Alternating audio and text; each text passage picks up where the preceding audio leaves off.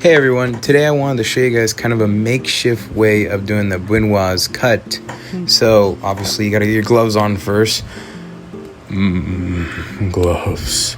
Anyway, so typically Burnoise cuts are done in 1/8 form on onions, celeries, carrots, but I've learned to be able to do it on carrots and just other shit, but any kind of formal way.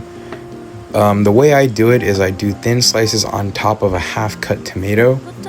I do about 8 or 9, and then I do a vertical slice into the tomato, and then I just cut it. And it gets a really rough dice out of it, if you would say. Fucking ass! So it's more of a intermediate cooking way of doing things, but it's an introduction to the Burnoise cuts. Typically with the Burnoise cut, you would cut something in half, and then cut it in half again, and stack that half on the top of each other. Do the thin cuts out of how I'm doing, just right there how I did. And then you would go and dice it.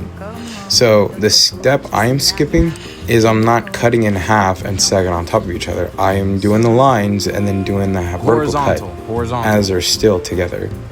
And then I just dice it and it's done. It's more of a, you can say, lazy and informal way of doing it, because the way you want to do it is you get these precise 1/8 cut. But again, I'm not no super fancy fine dining chef. I just get the job done. I mean, I am, but but mainly I'm doing this for a rough dice with tomatoes, just to kind of get it going. And I'll also be cutting up some onions and jalapenos and cilantro to kind of make a rough pico de gallo. So of course, a little bit of history too. A lot of things in the culinary world are of French origin. So unlike the Burnoise cut, or Burnoise, as some people say, originates from the about 18th and 19th century, mainly from Marie-Antoine Carême. So he's one of like the kings of cooking and all that, and a lot of like formal cutting and cooking designs really come from him. And Escoffier as well as one of them. There's a whole thing behind it, and I think we'll get into that in another episode. I might try and make this a regular thing, so let me know what you guys think.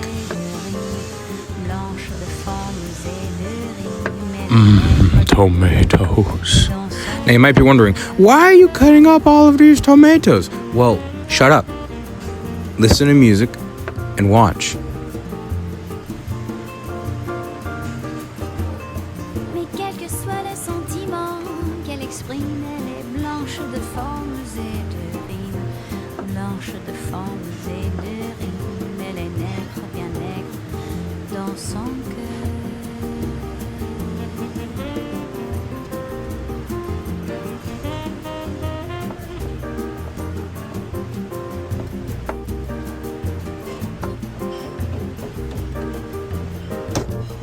That tomato pissed me off, so don't do that. Anyway, I'm gonna put all of my scraps and stuff in here, and I'm gonna get started on the onions after you just plop them in there. But you see how professional? I just grab that and put it on the knife. Look at that. Just scoop it up and put it in there. See, don't be afraid of your utensils. Get used to your knives. Please don't cut your fingers off. Be smart. As you saw, I'm not really good at curling my thumb, and that's really, really bad. So, don't be like me and get your thumb chopped off. I mean, I don't get my thumb chopped off, but just be smart with it. Also, these tomatoes were really squishy, so I promise, tomatoes are like a little squishy, and this knife is fucking garbage. It's not my knife, but I didn't feel like using mine. I was being lazy. Transition, woo! So now we can get started on onions, which is really what the Burnoise cut is for, a Burnoise. So wipe off your fucking cutting board, flop it around. So what you first want to do is you're going to want to peel your onions. Look at that, I just toss them over like an NBA player. Obviously I'm in the wrong career. But go ahead, cut off your ends. So you really want to cut off your ends so it's not crying. So when an onion cries, it's just really juicy, and that's what makes you cry. So I like to cut off the ends and quickly throw them away, because those are the ones that kind of produce it. And then I just go at it with my thumb and take off the first layer so I can peel it. Just like that. See how easy that is? Well, this one will give me a little bit of difficulty, but yeah, boom, like that, just like that. And then go ahead and cut it in half. And I'm gonna get the rest of these done. There we go. Go ahead And what am I doing? No. Okay, yeah, go ahead and hit it with the line. So again, I'm skipping that part where I cut it in half and I stack the two cuts on top of each other. So you do your vertical cuts downward. So really just be careful and not cut yourself. And you see how I leave a little end right there? So I do that so I can hold it all together because onions are layered. And then you want to go ahead and just do a line. So you're kind of like you're making a broom. And then you just dice it up. Look at those almost perfect dice. Wow. And then I just hit the end because it's all still together. So it really just comes to how patient you are. And if you want to do the actual Burnoise cut or kind of do it like a makeshift to it. So this isn't something that I thought of. I was taught this by at least 2 chefs to do it like this. Just time efficiency, and I actually personally like it. It makes me feel cool when I do it. So why didn't I do a vertical? I didn't do a horizontal cut. Oh no, I did it before I did the verticals. My bad. I did a horizontal. I'm not crazy. I'm only like what the fuck? So anyway, after cutting all of those up, and you didn't know. Come on. There you go. Good job. Go ahead and scoop it in there. Now, you see I got tomatoes. I got onions.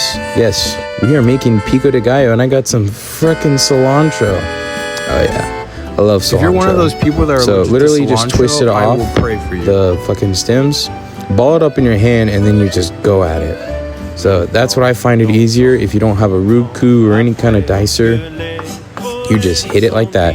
You ball it up, and you just go at it. So after cutting up your cilantro, throw it in, and we're gonna get some jalapenos in there too. Ooh, it'd be so good.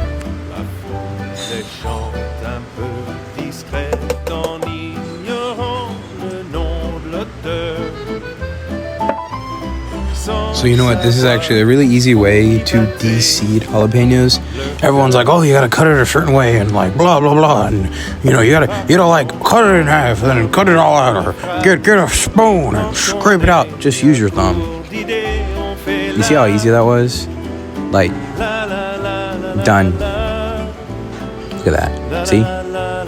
And I could have been faster and had like a little hotel pan right where I was de-seeding them, but no. And how to dice a jalapeno: after cutting it in half, you would cut thin vertical strips and just bunch them together and just hack at it.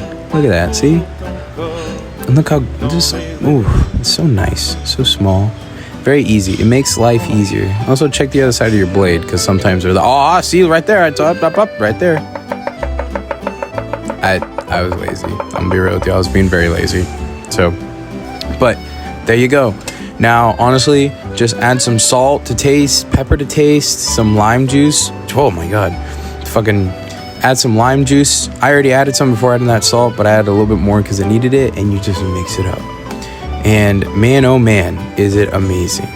Like, you don't need to pre-buy it. You don't need to buy it pre-made. Just make it. Enjoy.